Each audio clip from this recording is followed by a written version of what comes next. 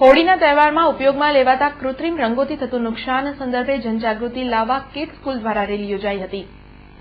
હિન્દુ તહેવારોમાં હોળી ધૂળેટીનું અનેરું મહત્વ રહેલ હોય છે। આ બંને દિવસોએ અબાલવૃદ્ધ અને યુવાનો દ્વારા કલરથી હોળી રમે છે, ત્યારે હોળીમાં વપરાતા કૃત્રિમ કલરોથી ચામડીને નુકસાન થતું હોય છે, જે સંદર્ભે જનજાગૃતિ લાવવા લક્ષ્મીપુરા સ્થિત કિડ સ્કૂલના આચાર્ય સુષ્મા કામલે અને વિદ્યાર્થીઓએ ગોરવા આઈટીઆઈથી રેલી તેમજ નાટ્ય સ્વરૂપે નગરજનોને કૃત્રિમ કલરથી થતા નુકસાન અંગે जागरूक કર્યા હતા।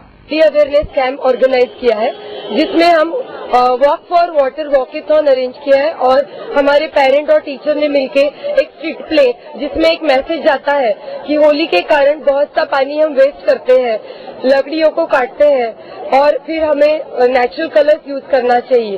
ये संदेश हम लोगों को पहुंचाना चाहते हैं। For this awareness, public awareness, हमें एक वीक पहले ऑर्गेनाइज कर रहे हैं सो दैट लोगों को कुछ अवेयरनेस हो और पानी का महत्व पता चले।